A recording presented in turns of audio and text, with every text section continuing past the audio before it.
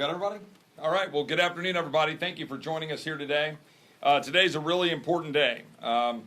We have the opportunity before us to answer the mandate given to us by the American people who respect banning stock trading in Congress, and we should not waste time. I want to start off by saying how much I appreciate this bipartisan group of members. We've been meeting regularly over the last however many months, frankly, maybe years, trying to work to get consensus. I'm proud to have worked with Seth Magaziner, who I'll turn it over to in a minute, who I've been working with since Abigail Spanberger left. She and I introduced legislation 5 years ago on this topic, as you all know, on a bipartisan basis.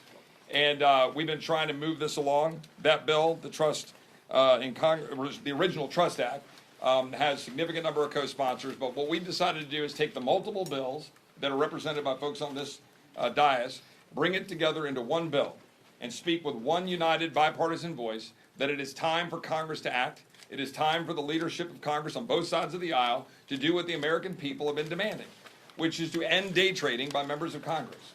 They do not send us here to enrich ourselves while we are voting on the issues. They send us here to fix and address, and then have members who are trading stocks on the very issues they're supposed to be voting on an objective basis for the benefit of the American people. So we're going to have filed today, we have just filed, a bill that we're calling the Restore Trust in Congress Act. And that legislation, which I'll let Seth expand upon a little bit more in detail, takes the best elements of all of our legislation, puts it together to restrict and limit and ban trading of stocks by individual members of Congress. Now, it retains the ability of members of Congress to have their funds in broadly held mutual funds. It allows members of Congress to be able to work through under the rules to do that, but they should not be trading equities, and they should not be enriching themselves on the very issues that they're voting on. We have Capital Trades, for example, reports that 113 members of Congress made 9,261 trades in 2024 involving 706 million shares of other assets. That's not why people sent us here to Washington. There are 330 million Americans. There are 435 of us. If you want to day trade, leave Congress. It's that simple. If you come up here with the trust of the American people, do your job, vote to deliver for the American people. I would note that Speaker Johnson has said that he supports banning trading of stocks among members of Congress. I would note that President Trump has said he supports it. I would note that Secretary Besant has said that he supports it. And vast numbers of both sides of the aisle support this, and it is long past time that we move. The House Committee on Administration should consider this bill, move the bill forward, amend it, go through regular order, but deliver it quickly to the floor of the House. But we're going to get a vote on this. This is a non-debatable proposition. We're going to get a vote on this. We are calling on leadership to use regular order to deliver, but it is past time to deliver, and this bipartisan group are standing united to say that that's what we should do. With that, I would like to turn it over to Seth Magaziner, who's led this initiative on the other side of the aisle alongside me with the Trust Act. Well, good afternoon, everybody. There are two types of people who come to Washington. There are those who are determined to root out corruption and those who are wedded to the status quo. And the status quo has been in effect for far too long. It is long past time that we ban members of Congress from trading stocks. Why? Because the opportunity for corruption is just so great. When members of Congress decide how to vote on a bill, they should be voting based on what they think is best for the American people, not what is best for their investment accounts. When members of Congress come here, they should not be able to profit off of inside information that the average American and the average market participant does not have access to. Now, I am very grateful to everyone on this stage for having the courage to do the hard thing and stand up for reform. I've said it before, and I'll say it again. Those of us who support banning stock trading in Congress are very vocal in our position. But that doesn't mean that there aren't opponents. It's just that the opponents don't say it so vocally, but they say it quietly behind closed doors, and they're very persistent, believe me. And so it takes courage, and it takes, I think, a real maturity for members who, you know, to be frank, everybody on the stage probably doesn't always agree with each other on very much. But one of the things that we all understand is that in order for legislating to work, in order for Washington to work, we need to be able to put aside our differences every once in a while and work together where we can in the interest of the American people. I want to give just a few quick shout-outs before handing it to the next speaker. And if there are questions about the details of the bill, we're happy to do that in the Q&A. This bill is the product of a lot of people putting in a lot of hard work. And in my view, this bill is far superior to any bill on this topic that has been introduced so far, including our own that I introduced with Chip. This is the product of a lot of negotiation and also a lot of listening to experts and to members about what can work. This is a bill that can pass and should pass. And as Chip called out some of the prominent Republican leaders who have been supportive of this effort, I'll call out a few of the Democratic members, starting with our own leader, Hakeem Jeffries. Hakeem has been steadfast on this. He was the first member of first leader of either party in either chamber to come out in support of a stock trading ban. I've been in regular conversation with him, as I know Pramila and others have as well. He is with us in this effort. I want to give a big shout out to all of the Democratic members on this stage, particularly Pramila Jayapal, who has been leading on this issue for years and who I have enjoyed working with and learned a lot from through this process. Alexandria Ocasio-Cortez, Dave Min, Raja Krishnamurthy, who's been leading on this for some time.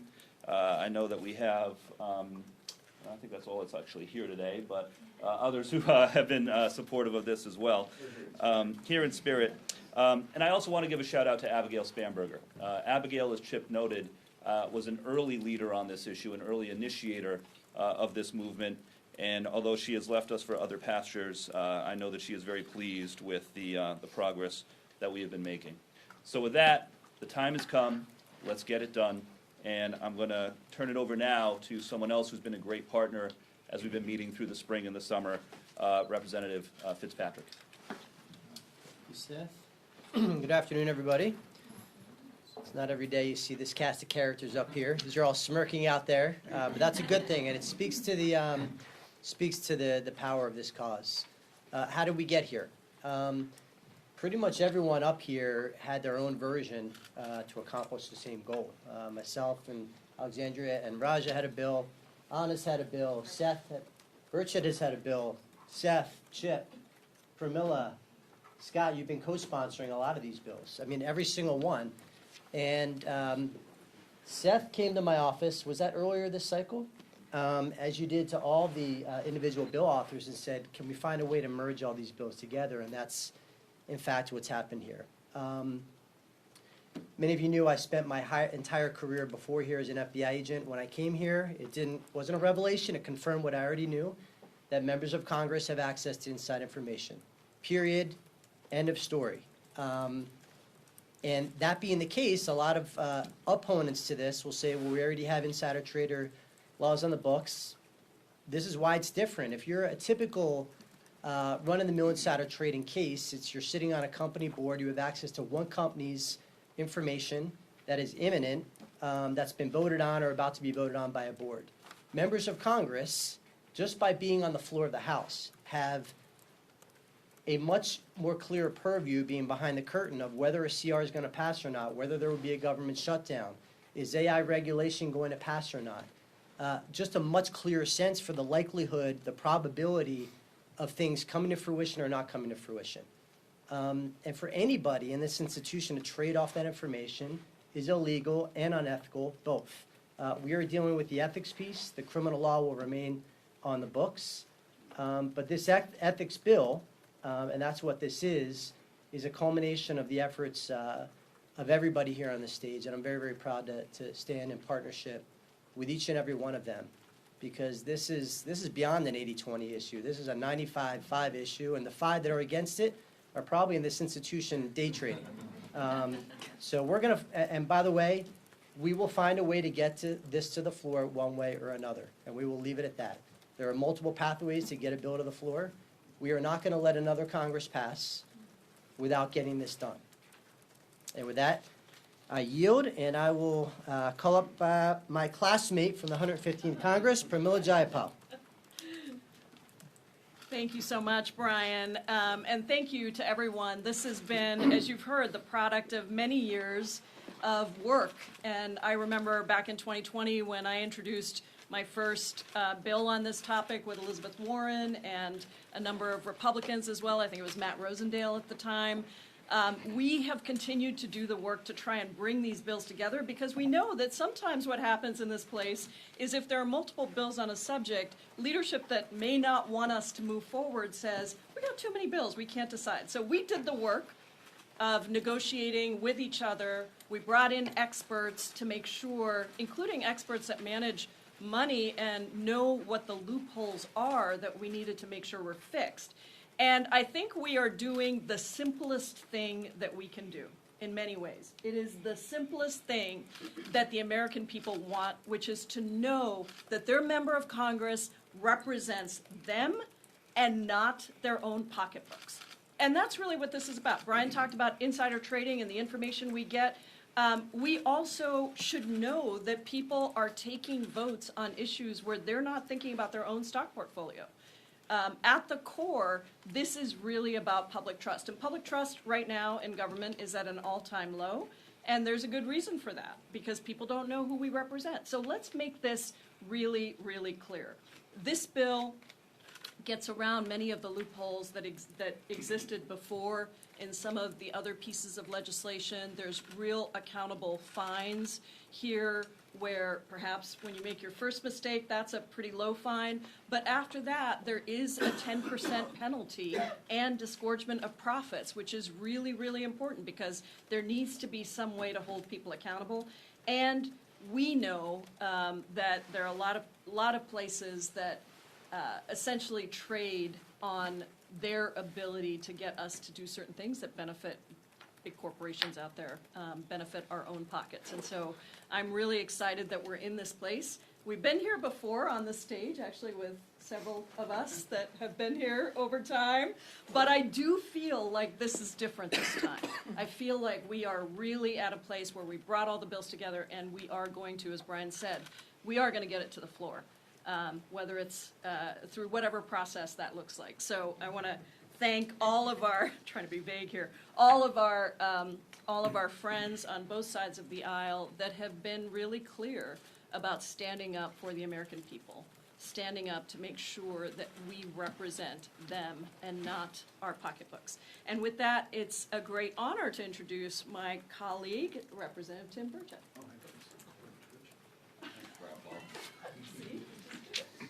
Paul, thank you, ma'am. Cortez, Luna, gentlemen.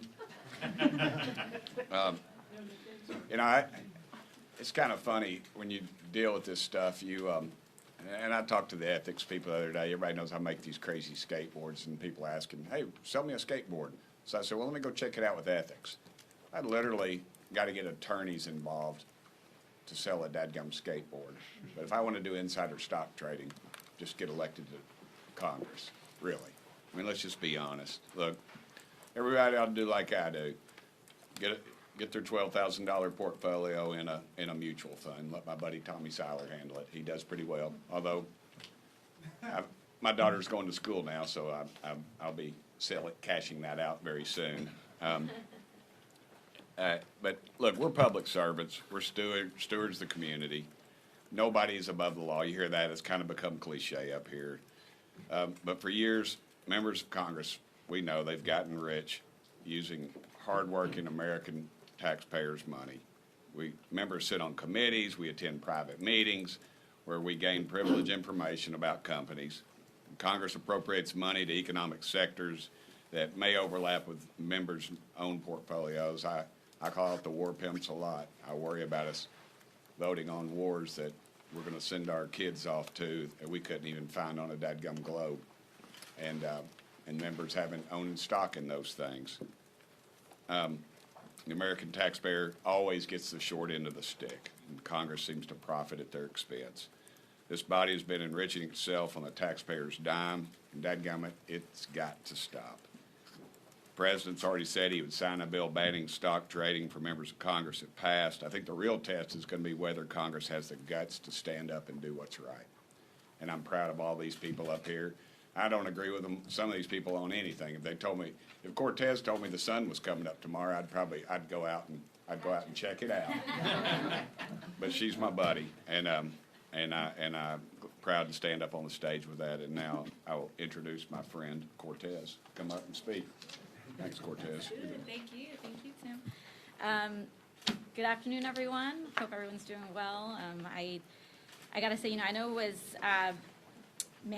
what was it, like 6 or 7 years ago now, Chip, that you and I were elected here, and one of the first conversations that Representative Chip Roy and I had to do with money in politics, I remember, and just in general. And, I think that this issue has brought so many of us across the political spectrum together because we are united by the value that people should feel that their elected representative puts them and their interests first, and that we are here first and foremost to do the job that the public has sent us to do. And, in many ways, I feel like this press conference and this podium shouldn't necessarily be facing out here. I don't think we need to sell the American people on this. We need to be turning it around and making sure that we get this thing past the post. And I want to thank Congressman Roy for the effort you've put in this Congress specifically to move this forward. And every year we've been getting closer, and I do believe, as we said, that this year we're going to get the vote. And I also want to thank Brian Fitzpatrick as well for, here you go, for some of the work that we've done in co-sponsoring our original bill on this. But it's very rare, I feel, in Washington that when we bring multiple stakeholders and folks together to negotiate on a bill, that you leave that room feeling like the bill got better. A lot of times it feels that we'll get to an agreement and we're holding our nose to get something past the post. But I genuinely feel in this process that in putting all of our bills together, we've actually ended up with a product that is legitimately stronger than the sum of its parts. And it is one of those rare moments where I feel like Washington is working the way that it's supposed to work, and it feels foreign, and it feels alien, and it's like, what's going on here? But I also think it is proof that that things can work here. And when we put our disagreements aside, of which of course there may be many, but we focus on the things that we have in common, we can make our country better, we can make this institution better, and we can increase and earn the faith of the American people, which is really genuinely the core of our work here. And so to that end, I want to thank everyone for their incredibly hard work. We are going to get this done. It requires standing up against the powers that be, but because of the support of the American people on this issue, you all have generated the momentum necessary to give us the power to be able to do this. And I look forward to bringing this to a vote. I look forward to banning the trading of individual stock on the floor and by members of Congress. And I'm looking forward to making this place a better place that puts the American people first. So thank you all so much. Thank you for everyone for being here. As you know, the group behind us has been very vocal on this topic, and not to reiterate what Chip Roy had stated, but I think it's 95% of Americans support this. I sometimes feel like an adjudicator in this job, so I guess I'll be the one to say that we've asked nicely for leadership to put this on the floor. If they don't, I'm saying timeline is end of month. There is a discharge petition prepared and ready to go. I think it's very clear where the White House stands on this. I don't speak for the White House, but the president has stated that he supports banning this because it is corrupt. Frankly, the fact that members are getting, plus 600% returns on their investments is wrong. But more importantly, how could you ever be expected to represent your constituents when you're clearly worried about your pocketbook? And so that's why we're here today. Again, thank you to Representative Burchett because he helped work on that discharge. But we are very hopeful that this will be brought to the floor in regular order. And we look forward collectively to deliver this win to the American people. Thank you, everybody, and thank you so much to Seth and Chip and all the people on the stage.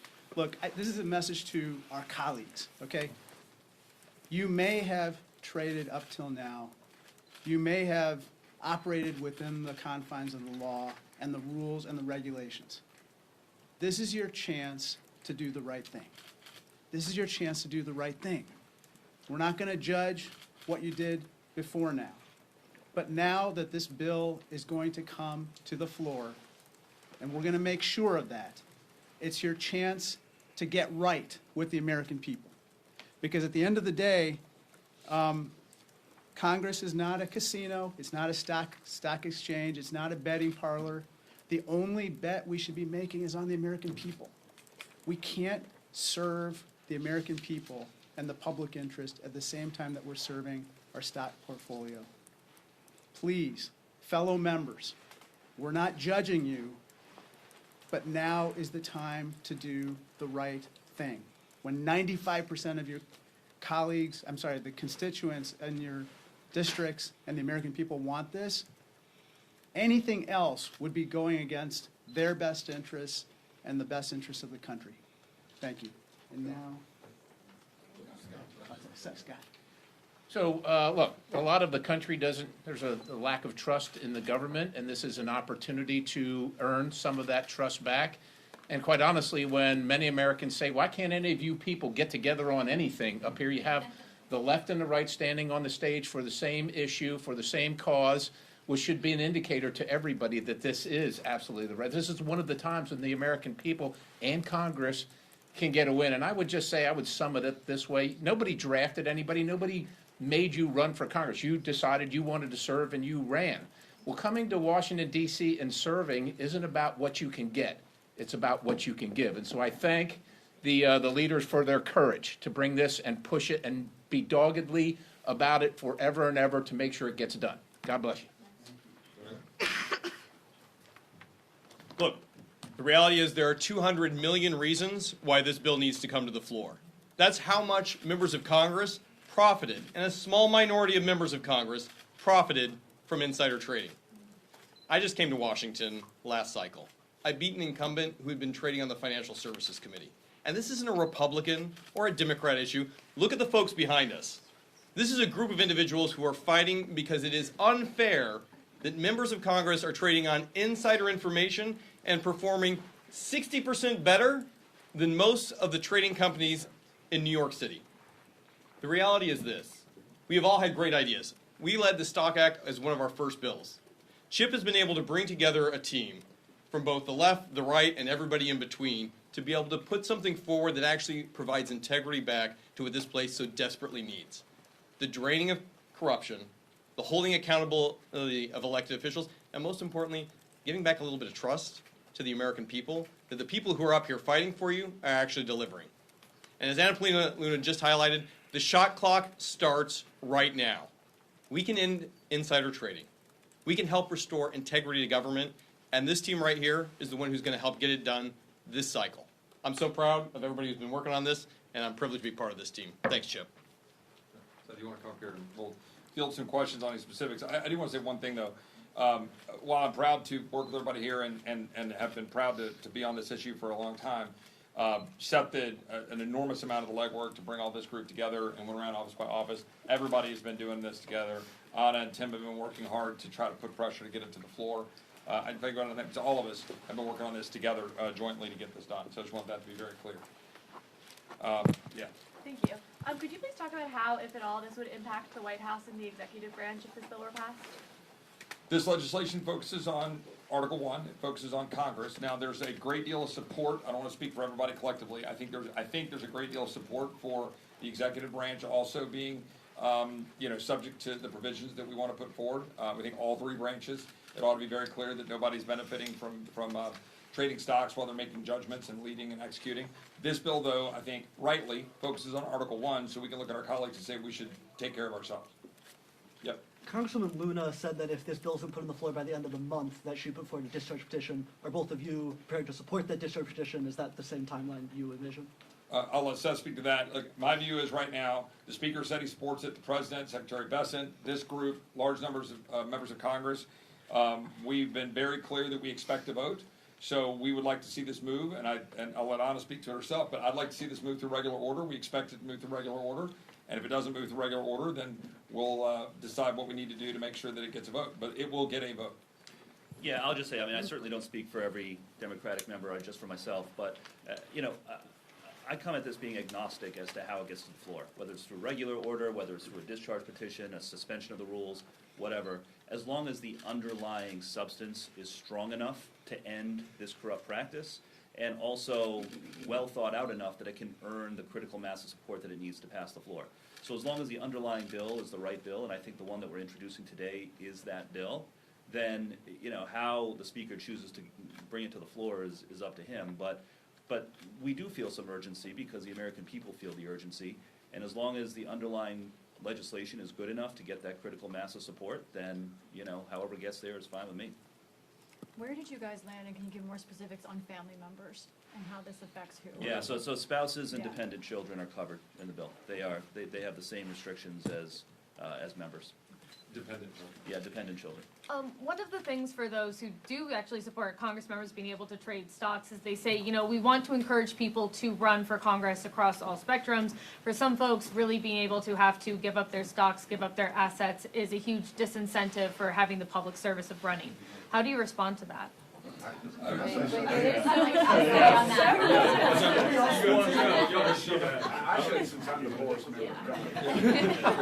Yeah, no, that shouldn't at all even be a factor when you're running. I guess my question would be, does the military have that option? Can they buy stock in Palantir and Raytheon before they're being sent off to war? I mean, that whole notion that you're somehow sacrificing your financial benefit to be up here. First and foremost, if that's what's incentivizing you to run for office, you are definitely the wrong person to be here. And I think many of that that has been reflected in some of the terrible legislation that predates all of us up here. And so my thoughts to those people is, if you want to trade stocks, go to Wall Street. Don't do it to Congress. Yeah, did you guys have No, I mean, if anyone says, you know, this isn't fair, I'm gonna have to divest all my stocks if I'm gonna run for Congress, maybe you should stay home. I think that, you know, as someone, I ran for office, I was a waitress, you know, plenty of people have to make tons of sacrifices to run for office. But I think that really the idea that this is some undue burden is outrageous. And the fact of the matter is, respectfully, and I know I may offend some of my colleagues here, but millionaires are very overrepresented in Congress, and no offense. I wish I were more offended. Little too many here. And with respect to the proportion of the American people, and if we want a Congress that reflects the actual country that we seek to represent and fight for, we need to have working class people who live here. And I actually believe, and who work here, and I feel that actually banning the trade of individual stock can help even the playing field, and, you know, perhaps open the door to other provisions that can make this an easier place for working class people to get elected to and serve. I can't remember who had hands up earlier, sorry. Going back to one of the earlier questions, can you expand on why this bill does not address the president or the executive, why you decide to keep it just on Congress? Well, what I'll say is this: many of us, I think, in both parties support including the president and vice president. We are working to see if we can get a critical mass of support to include them or not. If there is, that can always be introduced as an amendment or as a separate bill. But in the meantime, we are putting in this bill that has broad consensus to get the process moving, to keep the pressure on while that conversation continues. I certainly support it. I think many people here do.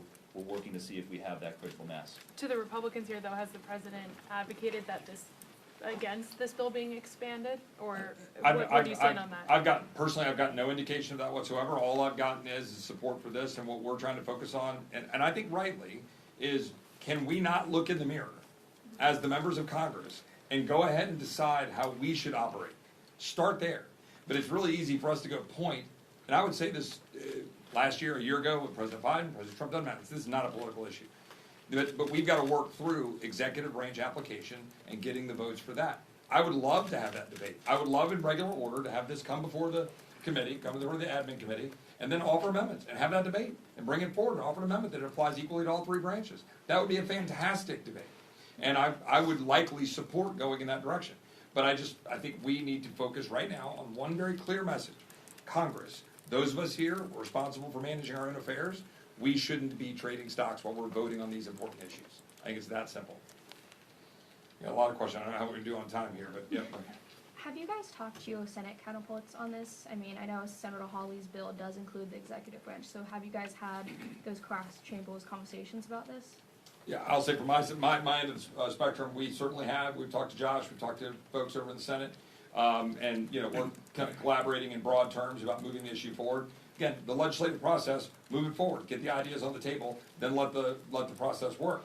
But again, the critical element here is that the speaker and our leadership move it forward, get it in regular order. Otherwise, you don't get to have those debates and those amendments, and then we have to figure out how we're gonna move it, but we're gonna move it. Yeah. If I can just add in, sorry, real quick, we also too made really sure that there were no loopholes that people could exploit and get out of if they're caught doing this. And so when we say that we brought the best of all of this legislation forward, that's exactly what we did. So this is the best shot we have, slimmest majority in US history, bipartisan support.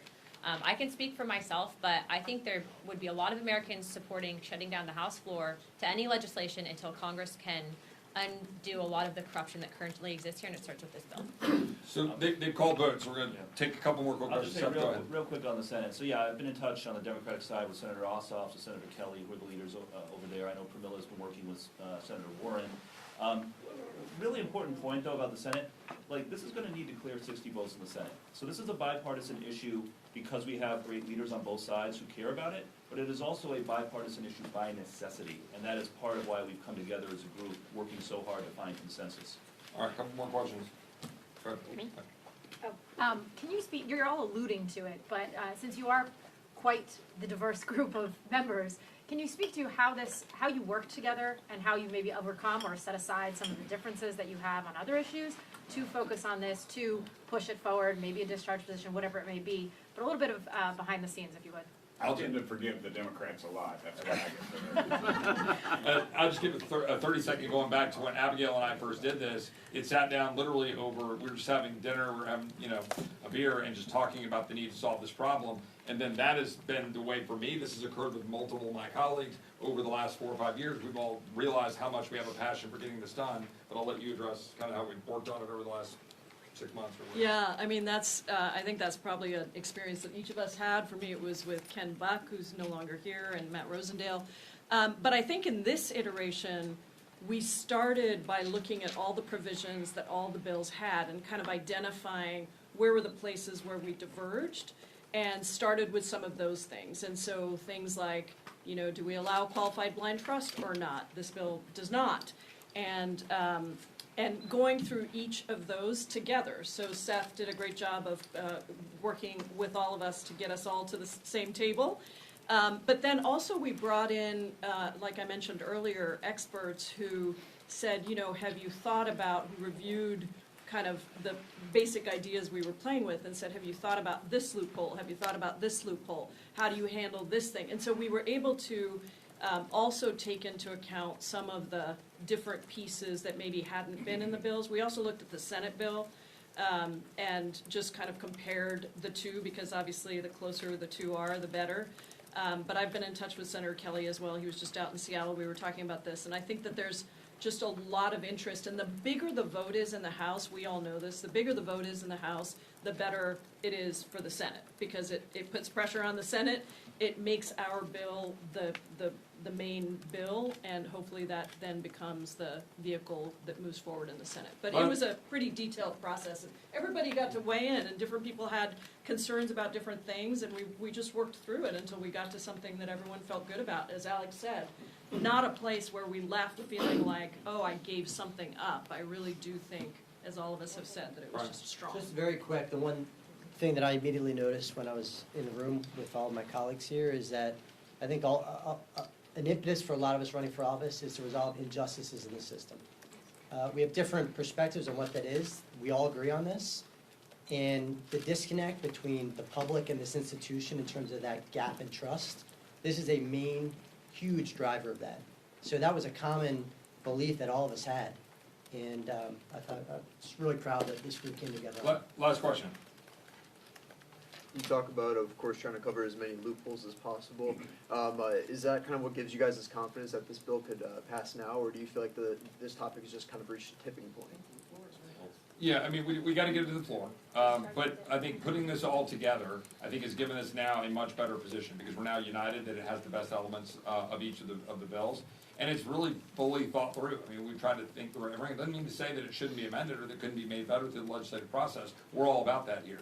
But, you know, to have this deal with disgorgement of profits, to have a 10% penalty if you're gonna go ahead and trade even though you're not supposed to apply to family members and dependent children, but to be very clean and very specific as it relates to the securities in question, and to also allow for the ability to have a tax ability to move it, say, from equities over into a fund to encourage members of Congress to do it. We try to listen to members and try to take in information about, okay, we want everybody to do this when they get here to address that issue about, well, why do you get people to run for Congress? Well, fine, we won't make you have a big tax bill, but you are gonna have to, divest of all of his individual equities and put them into broadly held funds, so you're not being able to day trade. Yeah, I agree with that. I mean, I think there's an external factor and an internal factor. The external factor is that, like, I cannot begin to describe when this issue comes up at town halls or at events, anywhere in the country, people go nuts because it is crazy to the average person that this has been allowed to go on for so long.